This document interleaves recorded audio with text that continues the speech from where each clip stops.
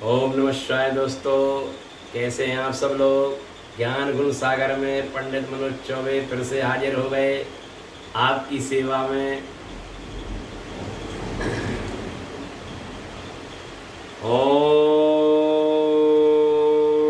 सदा भवानी दाहिनी सन्मुखे रहें गणेश, पंचदेव रक्षा करें ब्रह्मा विष्णु महेश।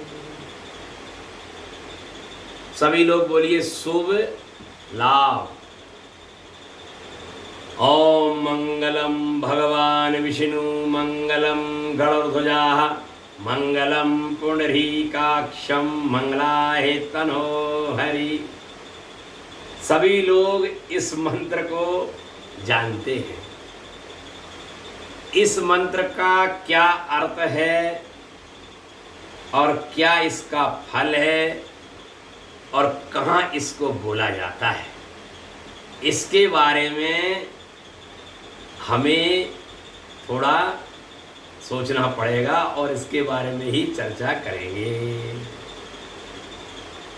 तो देखो भाइयों बहनों, सभी का भला हो, सभी का कल्याण हो, सभी का मंगल हो। आ गया ना मंगल शब्द।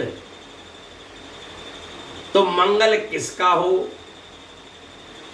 मंगल सर्वप्रथम शुभ कार्य को ही मंगल कहा जाता है। जब हम कोई शुभ कार्य करते हैं तो उसमें ही मंगल कहा जाता है।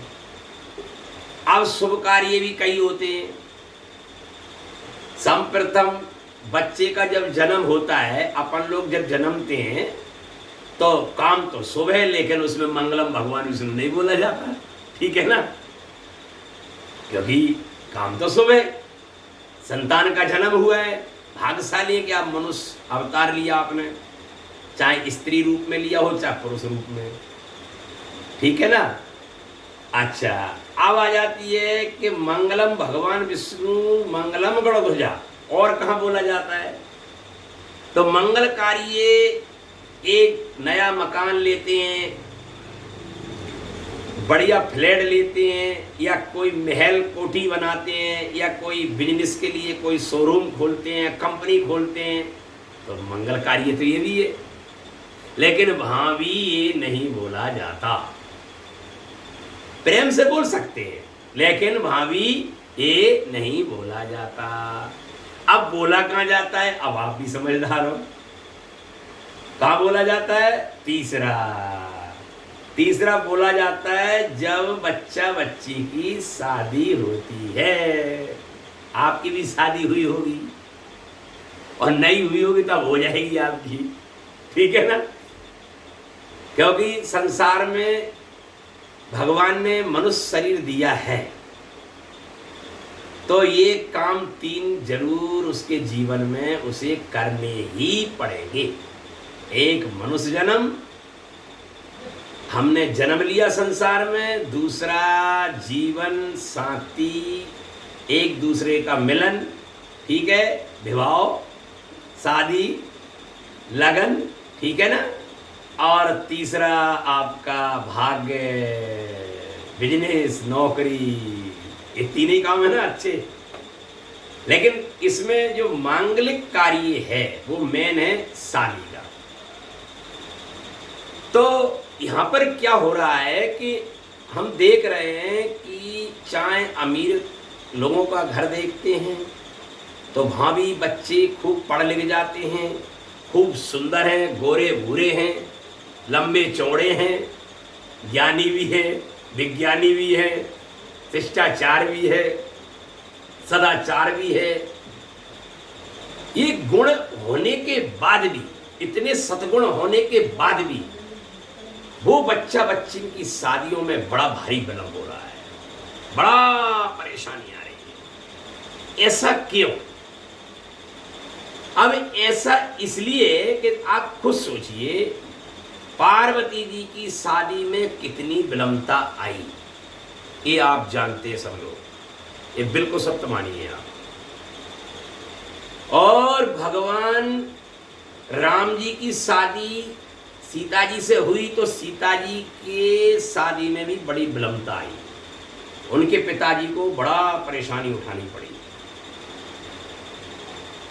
तो भैया अगर आप लोगों के शादी ब्याह में जो विलंबता आ रही है तो थोड़ा सा आप धीरज रखें, धीरज रखें, क्योंकि इसमें भी परमात्मा की और आपकी दोनों की भलाई है, इसमें भगवान की भी भलाई है और आपकी भी भलाई है। लेकिन इस चीज को भगवान तो जानते हैं, लेकिन आप नहीं जानते, हम नहीं जानते, क्योंकि हम उतावले हो जाते हैं। क्या हो जाते हैं?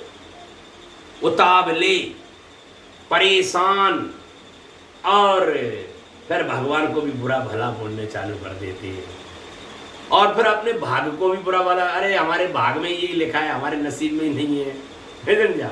ऐसा नहीं, आपके भाग में सब कुछ है भाई, बिल्कुल सत्य है बात।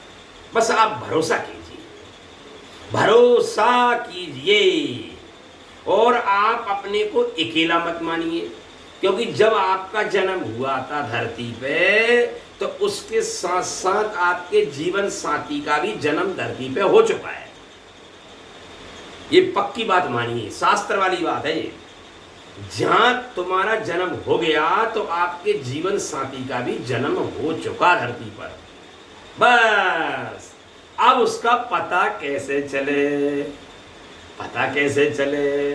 तो देखो भैया, धरती पर कोई पंडित, जोशी, कोई भी महात्मा, साधु, या कोई भी मनुष्य योनि का कोई भी जीव हो, वो कभी 3 चीजें बता ही नहीं सकता। चाहे वो 4 वेद पढ़ा हो, चाहे माने 18 शास्त्र पढ़े हों, कितने ही ग्रंथ पढ़े हों, कितने ही माने ज्ञान का भंडार भरा पड़ा हो उसके जीवन में, खूब अनुभव हो उसके अंदर, लेकिन वो 3 चीजों में फेल हो जाएगा, वो पक्की बात है। चाहे बाके पास 8 सिद्धि 9 निधियां बाके पास नित्य वास करती हो। बताओ कौन कौन सी, मैं बता देता हूँ आपको, ठीक है ना? उसमें पहला तो कोई पंडित धरती पे ऐसा नहीं है जो कोई ये बता दे कि किसका जन्म कब और किस घड़ी पे होगा। कोई पंडित नहीं बता सकता, पहला। दूसरा, कोई भी पंडित जी, महात्मा जी, साधु जी ये भी नहीं बता सकते कि कब किसकी मृत्यु, कब और कहां, किस देश में, किस गांव में, किस शहर में और कहां पे होगी और कब होगी, ये भी नहीं बता सकता। तीसरा आ गया वही मंगलम वाला, कि मंगलम भगवान विष्णु मंगलम गुणोर्ध्वजा। तीसरा, कोई भी धरती पे ऐसा कोई ब्राह्मण पंडित जी नहीं है, धर्मात्मा महात्मा जी नहीं है कि ये बता सके कि किसकी शादी कहां और कब, कहां किससे होगी। ये बहुत गहरी बात है। इन तीनों को भगवान ने लुप्त कर दिया, सिर्फ भगवान ही जानते इस चीज को, और कोई नहीं जानता। इसलिए धरती पर भगवान पूजते हैं। अगर इन तीनों के बारे में पोल खोल देंगे, उस दिन तुम किसी को मानने राजी नहीं रहोगे, ना माता पिता को मानोगे और ना भगवान को, तो फिर दूर की बात है। ये पक्की बात मान लीजिए आप। तो भाइयों बहनों, अब आगे हम चर्चा ये कर रहे हैं कि घबराइए नहीं आप, शादी में क्यों विलंब होता है। अगर ये देखो, जो टिप्स हम तुम्हें आपको दे रहे हैं, इन टिप्स आप करते हैं, आपको अगर मालूम है तो अच्छी बात है, बढ़िया बात है, और नहीं मालूम तो मैं थोड़ा सा बता देता हूँ। भागवत गीता के अनुकूल और श्री रामचरितमानस जो ग्रंथ है उसके अनुकूल जो जो उनमें वचन लिखे हुए हैं, क्योंकि देखो इन ग्रंथों का सारा लेना ही पड़ेगा भाई, क्योंकि ग्रंथ जो है हमारे बनाए हुए नहीं है, ये वचन इनमें जो है ना वो भगवान के मुख से निकले हुए हैं, इसलिए इनको सत्य मानना ही पड़ेगा, पक्की बात है। अगर किसी भी लड़की की शादी नहीं हो रही, चाहे उस पे मांगलिक दोष हो, चाहे वो मूल नक्षत्र की हो,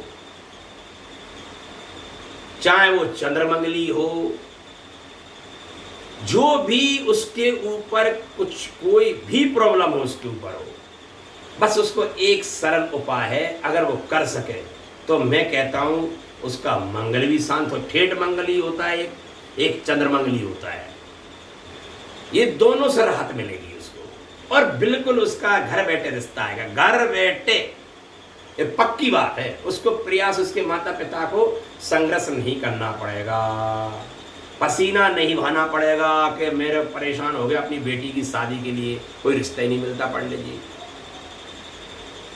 संप्रथम बिटिया को क्या करना चाहिए कि गौरा पार्वती की पूजा करनी है।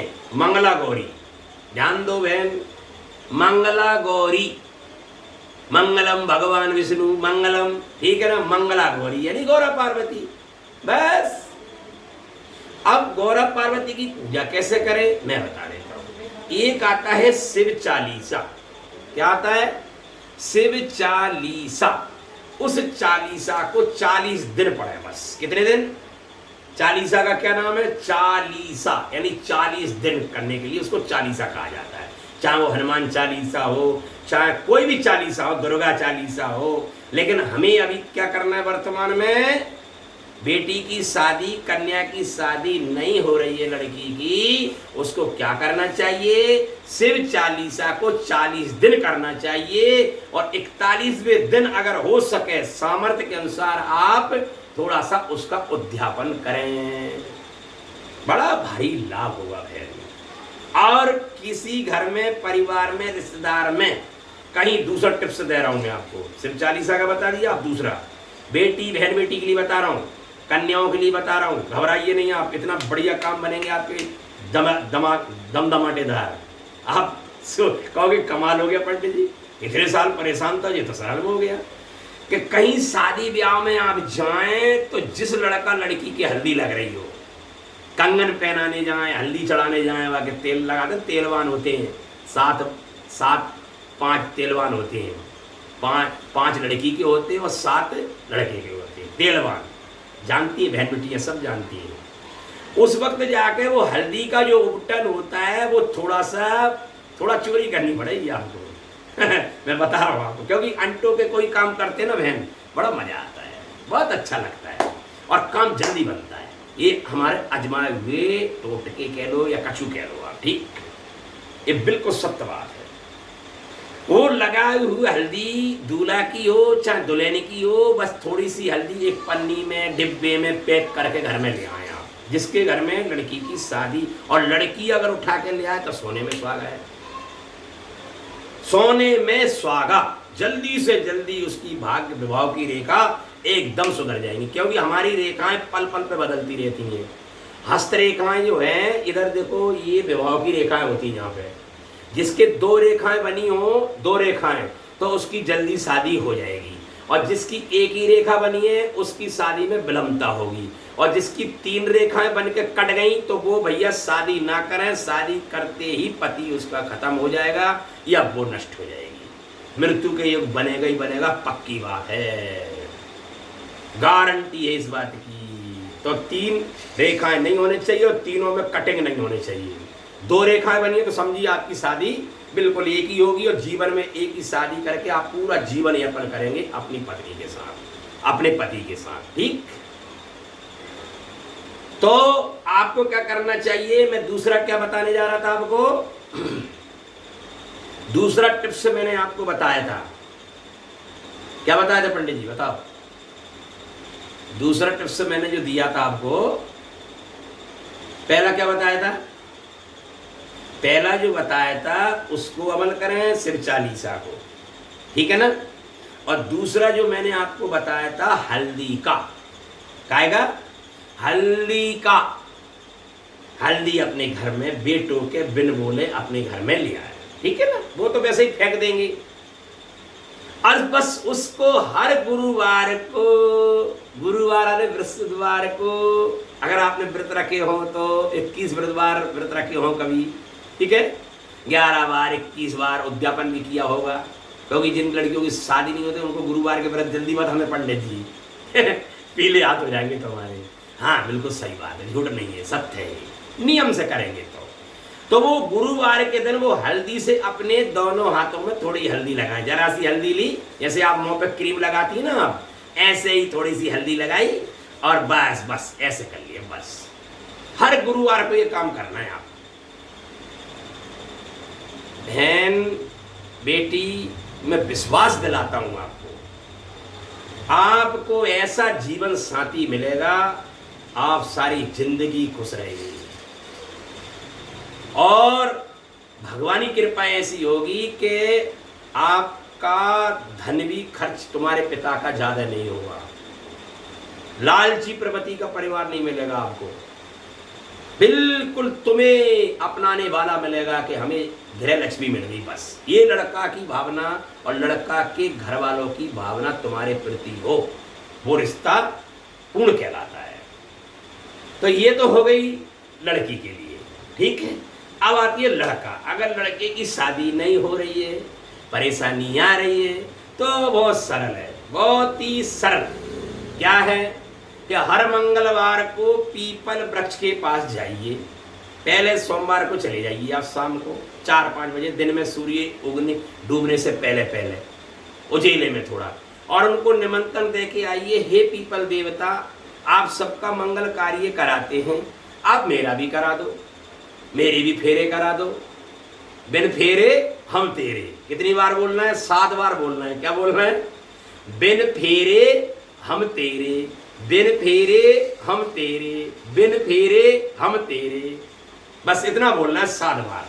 और उसके कोमल कोमल 5 पत्ते या 7 पत्ते, कितने तेलवान 7 होते हैं लड़के के हमेशा, तो 7 पत्ते तोड़ लाइए पीपल के, बिल्कुल अच्छे साफ सुथरे, कोई टूटे फूटे छेद ना हो, बढ़िया हरे भरे।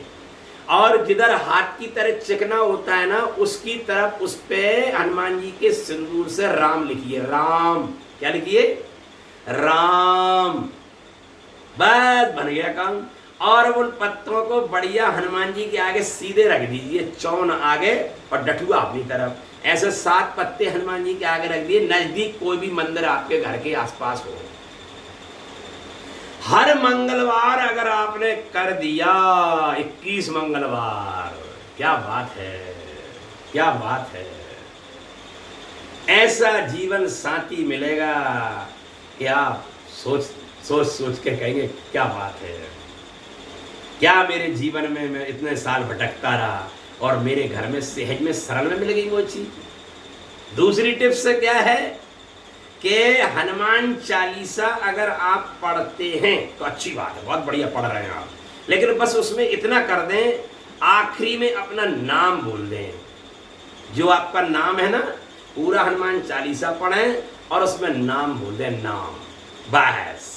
और तीसरी टिप्स ये है कि आप जब भी किसी दूल्हा के पास जाएं, दोस्त में, भाइयों में, बंधुओं में, रिश्तेदारी में, कहीं भी शादी हो रही हो और दूल्हा के पास जाएं और दूल्हा के कैसे ही ना कैसे एक बार, बाकी जो टोपी है, चाहे चोरी से चाहे ईमानदारी से, जैसे भी हो ठीक है ना।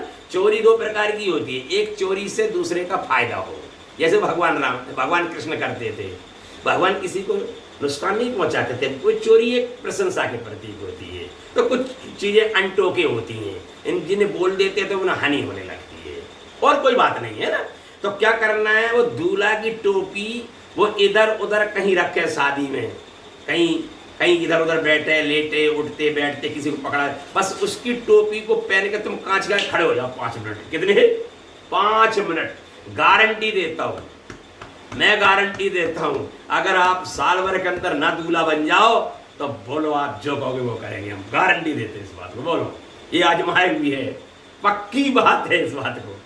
तो कितना सरल और कितना अद्भुत। बस दूल्हा का टोपी जो लगाते हैं, हमने भी लगाई थी, आपने भी लगाई होगी, वो टोपा पहन ले, बस हंसी मजाक में ही, बस बन गया काम। और थोड़ी कल्पना कर लें, क्या कर लें? जिस पर जिसका सत्य स्नेहु तो तस मिले न कछ संदेह। मुझे भी भगवान राम को मिली है सीता जी, भगवान भोले बाबा को मिली है पार्वती जी, ऐसे ही मुझे भी आप समझदार हो भगवान, आगे मैं क्या बोलूं। बस क्योंकि जब रिश्ते का मालूम ही नहीं, लड़की का भी मालूम नहीं, तो नाम कैसे ले सकते हैं। बस इतना ही कह दो, जिस पर जिसका सत सनेहु तो तस मिले ना कछ संदेहु। मंगल भवन या मंगल हारी दिरवंश दशरथ अजर बिहारी। बस ये दो चौपाई, मंगल भवन या मंगल हारी दिरवंश दशरथ अजर बिहारी, बस ये दो चौपाई आप प्रयोग करें। बस हनुमान चालीसा पढ़ते ही हैं। पीपल के पत्ते 7 आपको 21 मंगलवार भगवान के हनुमान जी को अर्पण करना है। बस फिर देखिए आपके जीवन में गृहस्थी, जो गृहस्थी चाहते गृहस्थ में आए, हमारी उम्र बढ़ती जा रही है, क्योंकि 20 और 30 साल की उम्र के अंदर अंदर शादी सबकी हो जानी चाहिए महाराज, ये पक्की बात है। अब 50 साल तक की उम्र तक संतान पढ़ लिख के बड़ी होने चाहिए और बढ़िया आप भगवान की कृपा से सब चीज़ों से संपन्न हो जाए। ये भगवान ने शास्त्रों में कहा है। 50 साल की उम्र तक आपका गृहस्थ जीवन सही ढंग से चलना चाहिए, समय के अनुकूल। समय के अनुकूल पढ़ाई हो गई आपकी, अब समय के अनुकूल आपकी शादी हो जाए और समय के अनुसार आपके बच्चे हो जाएं और समय के अनुसार आपकी गृहस्थी बन के पूर्ण हो जाए बस। और पर 60 के बाद तो आप जानते ही हो सब लोग, ठीक है ना, अपने विश्राम करना चाहिए, भगवान का भजन करना चाहिए, ठीक है ना। तो मनोकामना आपकी जल्दी जल्दी पूरी होगी और उत्साह लाइए, निराश मत होइए आप, गंडा ताबीजों के चक्कर में ना पड़िए आप, ठीक है ना। फिर बार बार कह रहा हूँ इस बात को, भरोसा अपने आप पे करिए। रतन, अंगूठी, नक्षत्र, ये सब चीजें हमें जब ही काम करते जब आपके अंदर आत्मबल होगा। आपका आत्मबल ही अंगूठी जो हम पहनते हैं, हीरे की, पन्ना की, माणिक, मूंगा, हीरा, मोती जो भी पहनते हैं, इनमें जब बल आता है जब तुम्हारा आत्मबल काम करेगा। क्योंकि आत्मा से बड़े हीरे जवाहरात नहीं है, रतन नहीं है भाई, समझ रहे हैं। आप रतन हो असली, आपकी आत्मा रतन है। वो जब प्रसन्न होगी तो ये छोटी मोटी चीजें, हीरे मोती, ये सब काम करने लगेंगे। फिर विश्वास हो जाएगा आपको, फिर आपको पन्ना भी अच्छा, कोई चीज बुरी नहीं होती, लेकिन इन पे आप विश्वास ज्यादा करके अपनी आत्मा को कमजोर मान लेते, इसलिए इन्हीं चीजों से फिर दुख भी उठाने लगते हैं। तो कोई बात नहीं, भरोसा करिए, विश्वास करिए इन पर भी, और आगे अपने जीवन को मंगल में रखिए कि मंगल, मेरा जीवन मंगल में हो, मेरा जीवन मंगल में हो, मेरा जीवन मंगल में हो। ओम नमः शिवाय। शुभ लाभ। और आगे भी लोगों को, ताकि दूसरों का भी भला हो, विचार होगा, है ना, समझदार हो आप, ठीक है ना।